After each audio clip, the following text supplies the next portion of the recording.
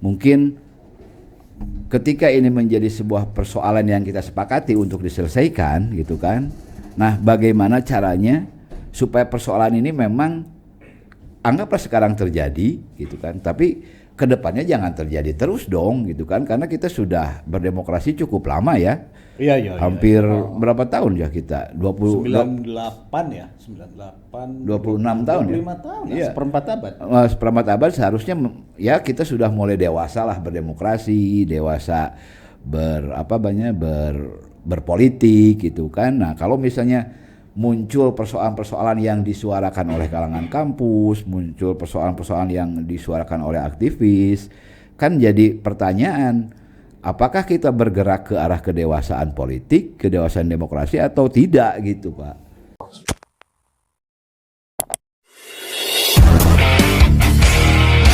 Bertemu lagi di podcast Apa Kabar .news. Pemirsa sadayana, hari ini adalah H-1 menuju pemilihan umum besok tanggal 14. Nah, kita tidak akan bicara mengenai materi kontestasi, enggak lah. Siapa nanti akan menang, apakah nanti 2 putaran atau apa nanti 1 putaran, kita tidak akan bicara ke arah sana. Nanti kita sambung di podcast berikutnya, kita lihat hasil dari pemilu tanggal 14 besok. Nah, kita nanti podcast lagi soal hasilnya. Nah, tapi sekarang gini Pak Budi, kita sih pengen ngobrol ya mengenai respon kita nih, respon publik terhadap semua tahapan-tahapan. Kan ramai pisan ya responnya mengenai tanggal 14 besok itu. Iya. Ya, baik untuk pileg terutama untuk pilpres. Nah, Pak Budi menangkap respon-respon yang muncul dari publik itu seperti apa, Pak? Ya, kalau kita perhatikan ya, respon publik itu seperti yang tercermin di media ya. Jadi media sosial rame gitu. Nah, kemudian ada gerakan-gerakan gerakan-gerakan kampus gitu ya. Cuma kalau kita lihat misalkan pemberitaan di koran kita ya, koran Gala, atau kita lihat di televisi, memang ada geliat di kalangan kampus, dan banyak yang mengasosiasikan bahwa ini seperti 98 gitu ya. Nah, tapi sih kelihatannya beda sih ya dengan 98, karena 98 itu memang grassroots ya. Ibu-ibu turun gitu kan, kita ingat bahwa 98 itu semua marah, dipicu oleh harga-harga barang yang naik gitu. Kalau sudah ibu-ibu marah itu itu pertanda. Ya. Nah, tapi kalau sekarang kayaknya enggak gitu Pak Nunu ya. Jadi di kampus, dan kampus pun belum mahasiswanya. Jadi kayak masih guru besar dan sebagainya. Nah, sebetulnya kan statistik menunjukkan bahwa kalangan terdidik yang universitas ke atas itu kan hanya 6% dari penduduk Indonesia, dan 6% pun karena ada yang terbelah ya, ada pro 02, ada pro 01, 03. Jadi sebetulnya apakah ini sudah menjadi gerakan rakyat? Kalau dilihat dari statistik itu, ada yang menganggap ini hanya kegelisahan 6% gitu ya. Berbeda dengan 98 yang kegelisahannya sampai ibu-ibu bergerak dan sebagainya. Segalanya susah karena memang setting 98 itu kan akibat krisis ekonomi gitu ya. Kita krisis moneter. Nah, kalau sekarang sebetulnya indikator-indikator makroekonomi yang menunjukkan malah stabil gitu ya gitu. Tapi intinya beginilah, ini bukan berarti negara kita sedang baik-baik saja. Jadi ada persoalan etika moral yang menjadi kegelisahan kampus. Dan mereka lah yang sebetulnya punya kesadaran yang jauh ke depan ya gitu. Sementara publik apalagi misalkan di grassroots di desa narasinya bukan soal etika, bukan soal apa. Gini Pak Budi kan kondisi yang tidak baik-baik saja itu tentu oleh dipicu ya, pasti dipicu oleh sebuah persoalan. Tadi Pak Budi bilang beda ini dengan 98 itu krisis ya. Krisisnya krisis lebih ke krisis moneter, krisis ekonomi. Kalau sekarang tadi Pak Budi bilang krisis konstitusi, krisis etik dan sebagainya.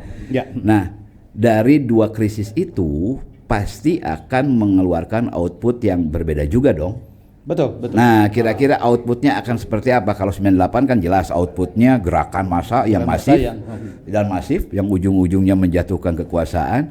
Kalau sekarang dengan krisis tadi, krisis konstitusi, krisis moral, krisis etik, outputnya akan seperti apa nih Pak Budi? Biar masyarakat juga prepare dong, siap dong dengan dampak-dampaknya. Ya sekarang kan gini, banyak isu-isu yang karena ya Jokowi dianggap melanggar etika dan kemudian cawe-cawe dan akan dimaksulkan gitu ya. Dan ini kan sekarang kita rekaman ini berarti H-2 ya. Besok hari ini H-1. Sehingga susah untuk pemaksulan sebelum Pilpres. Iya betul. Paling setelah gitu. Nah, ini yang jadi persoalan sebetulnya Pilpres akan terus dan kita nggak tahu siapa penangnya nanti. Nah, tetapi sebetulnya gejolak itu baru akan mulai setelah Pilpres. Kemungkinan besar ya? Ya Karena ya besok sudah Pilpres gitu kan? Besok sudah Pilpres, kemudian kalau nih ya Pak Nuno, kalau misalkan 02 menang gitu, ini persoalan baru akan mulai.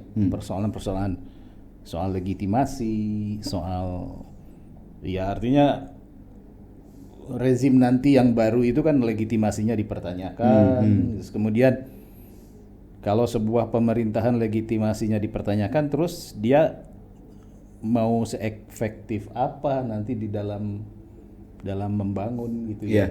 Nah, gini kan suara-suara yang sekarang muncul terutama dari kampus ya, kan justru mempersoalkan itu. Ketika yang dipersoalkan, yang dikhawatirkan itu memang terjadi, ya katakanlah 02 menang baik satu putaran maupun dua putaran, artinya ada risiko juga ke depannya. Risiko terhadap pemerintahan. Beres-beres satunya. Ya, ini kan soal legitimasi pemerintahan itu akan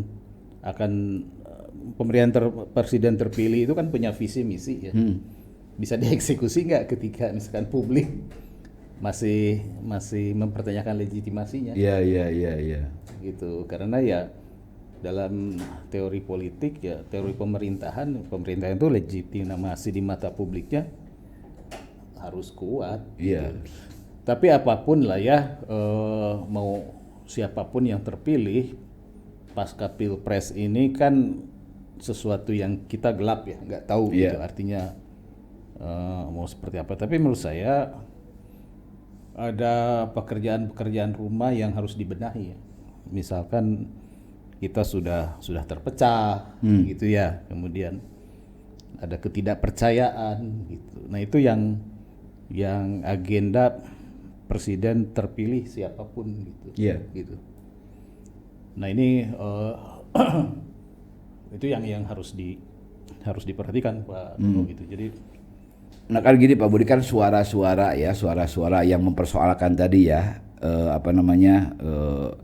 ketidaklegitimasian, terus soal moral, etik dan sebagainya. Ini kan tujuannya mencegah agar jangan ada pihak-pihak yang memang nanti menang dan sebagainya. Nah, sejauh mana sih efektivitasnya Pak Budi? Efektivitas untuk mencegah agar kelompok-kelompok atau pihak-pihak yang dianggap mempunyai persoalan-persoalan konstitusi, mempunyai persoalan etis, tidak kemudian menjadi pemenang. Efektif nggak sih sebenarnya?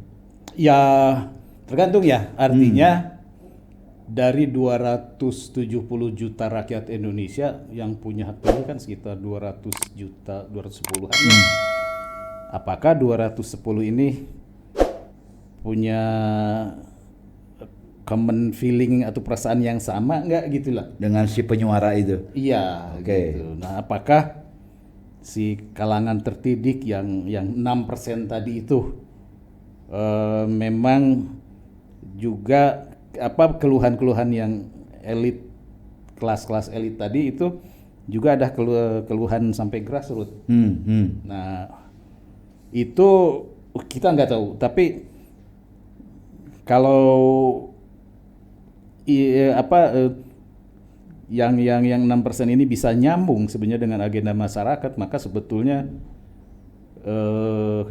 krisis ini akan menggelinding setelah Pilpres gitu. Nah, cuma persoalannya apakah kalangan kampus tadi memang juga narasinya sama dengan publik gitu ya. Ya, tapi berdasarkan yang kita amati ya Pak Budi ya, kita tiap hari mengamati kan dinamika-dinamika yang terjadi, memang ada gap ya, masih ada gap ya antara kelompok-kelompok elit ketika dia menyuarakan A itu belum tentu sama dengan suara dari kelompok grassroots. Iya, itu kan tercermin dari survei ya. Hampir semua lembaga survei angkanya 1, 2, 3 kan begitu gitu. Iya. Artinya di 02 surveinya masih tinggi. Jadi artinya masih belum menganggap ini sebagai masalah. Iya, gitu. betul itu yang kita amati dan kita cermati juga seperti itu. Tetapi kan bukan berarti keluhan yang 6% ini sesuatu yang harus diabaikan. Karena politik, etika dan moral itu bukan soal angka ya. Itu concern nasional ya, harus jadi concern kita. Concern nasional. Gitu. Jangan hanya karena yang menyerukan soal etika kan 6% gitu. Sementara yang tidak mempermasalahkan mayoritas. Seharusnya sih politik itu ya memang survei itu angka ya, tapi sebenarnya kan politik itu etika moral itu jangan dilihat dari soal angka ya, gitulah. Mungkin yang kampus-kampus ini bersuara karena dia analitik, dia dengan keilmuannya melihat ke depan ada hal-hal yang sebetulnya berbahaya. Ya kita dalam posisi yang setuju ya Pak Budi dengan apa yang disuarakan kalangan kampus ya. Ini boleh ngopi dulu ya? Mangga. Ya karena kita pun memang melihat ya apa yang mereka lihat, sama ya kita melihat juga. Nah cuman mungkin ketika ini menjadi sebuah persoalan yang kita sepakati untuk diselesaikan gitu kan. Nah, bagaimana caranya supaya persoalan ini memang anggaplah sekarang terjadi gitu kan, tapi kedepannya jangan terjadi terus dong gitu kan, karena kita sudah berdemokrasi cukup lama ya. Iya. Hampir berapa tahun ya kita? 98 ya, 96 tahun 25 tahun ya, seperempat abad. Seperempat abad seharusnya ya kita sudah mulai dewasa lah berdemokrasi, dewasa berpolitik gitu kan. Nah kalau misalnya muncul persoalan-persoalan yang disuarakan oleh kalangan kampus, muncul persoalan-persoalan yang disuarakan oleh aktivis, kan jadi pertanyaan, apakah kita bergerak ke arah kedewasaan politik, kedewasaan demokrasi atau tidak gitu Pak? Ya gini kan lah, kita itu mengalami kestabilan politik dari 98 sampai sekarang itu kan hampir 26 tahun ya, hampir 30 ya, 26 tahun gitu. Dan itu untuk negara sebesar Indonesia dengan 270 juta orang rakyat, 26 tahun stabil itu luar biasa. Iya, prestasi juga itu. Nah, ini kan yang harus dijaga dong gitu. Adanya pemilihan umum, Pilpres itu kan sebetulnya untuk mengakomodasi berbagai kepentingan, sehingga outputnya itu adalah kesepakatan bersama gitu. Jadi seharusnya dengan adanya Pilpres itu kita memelihara kestabilan untuk next 10, 20, 30 tahun ke depan gitu kan ya. Nah, itu yang PR bagi calon presiden terpilih nanti. Jadi siapapun yang terpilih, kita harus stabil loh, karena melihat dunia ini yang semakin berubah, kemudian faktor-faktor geopolitik, ekonomi dan sebagainya yang bisa membuat kita nggak stabil juga gitu ya. Dan yang berkepentingan dengan Pilpres ini kan bukan cuma kita bangsa Indonesia, seluruh dunia.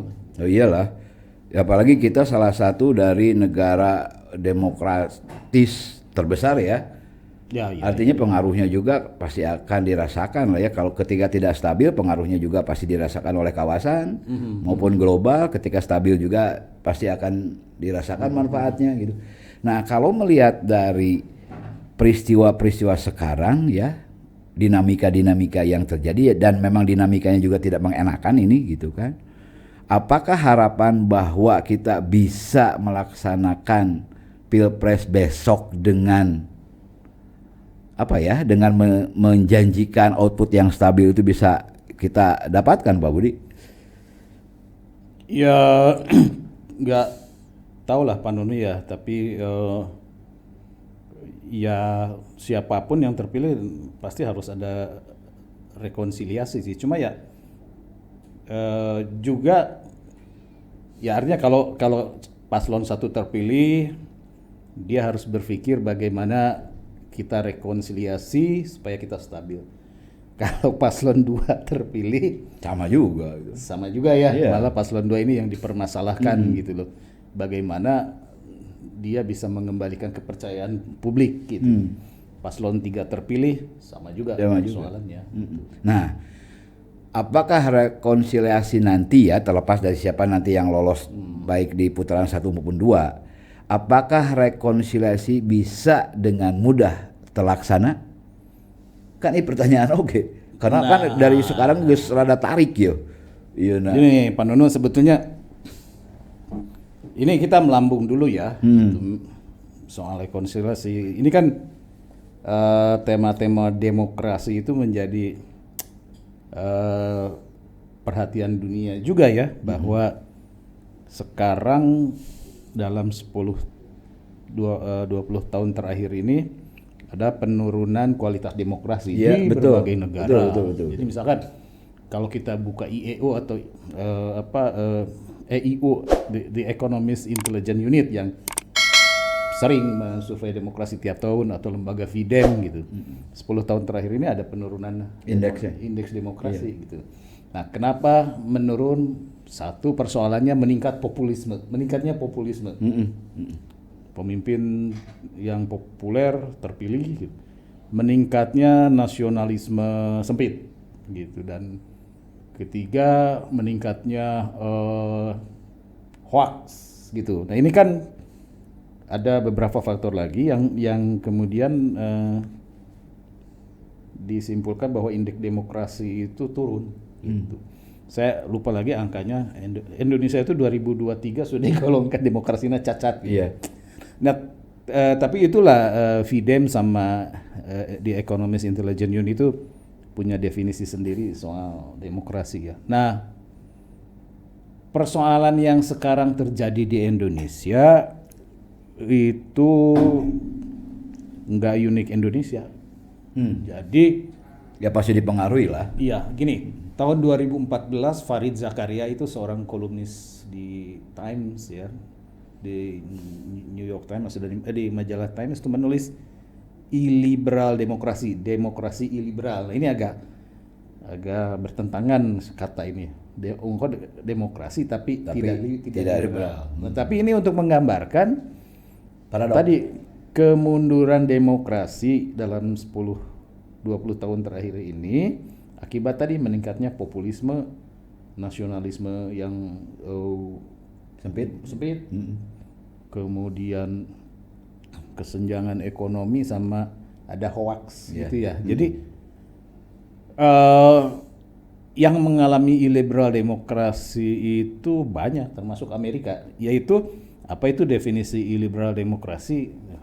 Belum ada definisi akademiknya, tapi kira-kira Farid Zakaria mengatakan adalah pemimpin-pemimpin yang merusak tatanan demokrasi lewat institut demokrasi. Jadi pemimpin populis yang terpilih secara demokratis justru merusak demokrasi. Ya. Jadi misalkan even Amerika ya, Donald Trump. Jadi rata-rata memang negara-negara yang indeks demokrasinya menurun itu kepala negara atau presidennya ribut dengan apakah itu Mahkamah Agung dengan Mahkamah Konstitusi. Yeah. Jadi misalkan Amerika Donald Trump itu ribut kan dengan Mahkamah Agung karena Donald Trump ingin membolehkan aborsi, Mahkamah Agung menolak. Kemudian Donald Trump ingin mengeluarkan kebijakan anti imigran, kita tahu kan pernah melarang orang Islam masuk gitu, ditolak gitu. Kata Donald Trump, ini kok Mahkamah Agung ini cawe-cawe politik ya gitu. Mestinya dia menafsirkan hukum aja gitu. Kemudian Viktor Orbán, Hongaria. Hongaria dia berkuasa sejak tahun 1993, terpilih secara populis karena dia memainkan isu-isu populisme, jadi anti imigran. Dan Hongaria itulah satu-satunya negara yang imigran nggak boleh masuk. Dan dia ribut dengan Mahkamah Agung atau Mahkamah Konstitusi karena beberapa kebijakan anti imigran dia itu ditolak oleh Mahkamah Agung. Nah, sementara dia kan didukung rakyat nih, populis anti imigran. Dia takut negara-negara Eropa terjadi keributan imigran dari Afrika Utara, dari Eropa yang lain gitu. Dan dia ganti tuh susunan hakim Mahkamah Agung itu dengan orang-orang Fidesz, orang-orang partai dia gitu. Dan didukung oleh rakyat. Karena populisnya itu. Karena populisnya itu. Jadi ini kekuatan demokrasi digunakan untuk mengendalikan bahkan merusak mungkin ya Mahkamah Konstitusi dan Mahkamah Agung, sehingga ya sayangnya gitu. Jadi si penguasa yang melakukan iliberal demokrasi itu malah kuat karena disenangi gitu kan, isu-isu populisme gitu kan. Viktor Orbán sampai sekarang berkuasa, si Viktor Orbán ini ya. Erdogan ribut dengan Mahkamah Agung karena merasa dia ingin kekuasaannya diperluas, ya digantilah orang-orang Mahkamah Agung. Nah itu Pak Budi, gambaran populisme si pemimpin itu kok mirip-mirip dengan kita ya. Jokowi itu tingkat populisnya tinggi, tingkat ketersukaan publiknya tinggi dan sebagainya. Itu tadi sehingga dampaknya meskipun tidak berperang dengan lembaga-lembaga negara lain, bahkan berkawan dalam tanda kutip dengan salah satu lembaga, tapi kan potensi untuk dalam tanda kutip tadi disebut mengganggu, merusak demokrasi ya sudah mulai kelihatan juga ya. Ya kalau melihat definisi liberal demokrasi di mana kekuatan demokratis mengganggu lembaga demokrasi ya kelihatan lah gitu, misalkan dengan mengotak-atik Mahkamah Agung dan sebagainya, Mahkamah Konstitusi. Itu tren dunia sebenarnya. Modi ya, Perdana Menteri India. Dia bermusuhan juga dengan Mahkamah Agung karena Modi itu ingin, dia kan tadi ya nasionalisme yang tinggi, nasionalisme Hindu India itu kan tinggi. Barat kan? Barat ya, Bharatiya Janata ini kan. Sehingga si status otonomi khusus Jammu Kashmir yang muslim itu kan dicabut sama Modi. Dilarang sama Mahkamah Agung. Pasea gitu kan, ribut, Mahkamah Agungnya diganti. Ya, artinya pemimpin yang kuat di satu sisi itu bagus, tapi di sisi lain juga jadi ancaman ya. Jadi ancaman. Oke. Brazil si Jair Bolsonaro ribut dengan Mahkamah Agung. Kemudian Nicolas Maduro Venezuela ribut dengan Mahkamah Agung. Siapa lagi ya? Ya Erdogan, Donald Trump gitu. Ya Rusia dan Cina begitu gitu. Jadi kalau ditanya nanti apakah akan ribut nggak setelah Pilpres, kalau melihat tren seperti dunia itu, justru orang-orang yang melakukan iliberal demokrasi itu elit masih diterima. Modi sampai sekarang kan kuat ya, dia sudah mengganggu Mahkamah Agung kuat. Donald Trump ya dia sedang mau balik lagi kan ke Pilpres nanti. Erdogan kuat gitu. Artinya illiberal demokrasi ini karena ada populisme itu, ada nasionalisme yang berlebihan ya gitu. Nah, dalam kasus Indonesia Pak Jokowi populis, sangat populis gitu, dan makanya tadi ada kekhawatiran ini apakah kegelisahan yang 6% tadi gitu ya. Sementara populismenya kuat sehingga sebagian besar masyarakat tidak memandangnya sebagai masalah gitu. Sementara kalangan terpelajar melihat bahwa ini mengganggu. Ya mudah-mudahan Pak Budi ya, apa yang terjadi saat ini ya bisa ada penyelesaiannya setelah tanggal 14. Betul, ya. betul. Bahwa di situ akan ada dinamika baru pastilah ya. Pasti. Karena baik satu putaran maupun 2 putaran di situ tetap ada risiko ya. Di situ pasti akan ada respon ya dari publik. Nah, pensikapan respon publik ini kita lihat seperti apa. Tapi yang jelas itu tadi bahwa penguasa yang terlalu kuat ya populisme yang itu karena populismenya tinggi, kepuasan masyarakatnya tinggi, di satu sisi juga jadi ancaman karena mungkin si penguasanya ada orang mah memang didukung ku rakyat gitu kan. Nah, ini kan nggak bagus juga. Nah, itu yang dinyatakan oleh siapa? Viktor Orbán, si Perdana Menteri Hongaria gitu. Jadi ketika dikatakan Anda merusak demokrasi, you are undemocratic, kamu tidak demokratis. Dia mengatakan saya bukan undemokratik, tapi saya menjalankan illiberal demokrasi. Dia menciptakan bukan menciptakan istilah sendiri, dia menggaungkan lagi istilah yang pernah diangkat oleh Farid Zakaria tahun 2014. Saya kan terpilih demokratis gitu. Kalau disebut undemokratik kan enggak. Karena dia terpilih secara demokratis, kemudian di parlemennya partai-partai Fidesz menjadi kan demokratik. Iya. Demokrasi. Secara prosedur. Tapi dia melawan Mahkamah Agung dan sebagainya. Nah, kan saya demokrasi. Saya lakukan ini karena perintah demokrasi. Makanya dia nggak disebut sebagai undemokratik, tapi illiberal. Demokrasi illiberal. Nah, ini apakah Indonesia masuk ke situ? Ya, kalau lihat definisi seperti itu, iyalah ada konflik antara presiden dengan Mahkamah Konstitusi ya. Bukan konflik malah. Ngotik. Iya. Ya itulah, walaupun nanti negara-negara yang dituduh illiberal demokrasi itu pasti punya alasan demokrasi kami unik gitu. Yeah. Karena yang illiberal juga, illiberal kan Cina juga, Rusia juga sama-sama mengatakan kami demokratik. Ya sekali lagi pemirsa apa kabar.news, mudah-mudahan besok ya kita masuk ke sebuah babak baru yang akan mendorong kita sebagai bangsa dan negara lebih bisa dewasa lah ya dalam berpolitik, dalam berdemokrasi, sehingga dinamika-dinamika yang sekarang muncul bisa mendapatkan jawaban yang tepat nanti setelah tanggal 14. Apakah setelah tanggal 14 itu 1 putaran atau 2 putaran, kita serahkan lah ya ke rakyat besok penentuannya. Tapi yang jelas mudah-mudahan setiap kita agenda pemilu kita semakin dewasa berpolitik, kita semakin dewasa berdemokrasi dengan tetap menjunjung etika-etika, sehingga hal-hal yang sekarang terjadi tidak akan terjadi lagi di pemilu berikutnya. Capek kikian terus kita pengen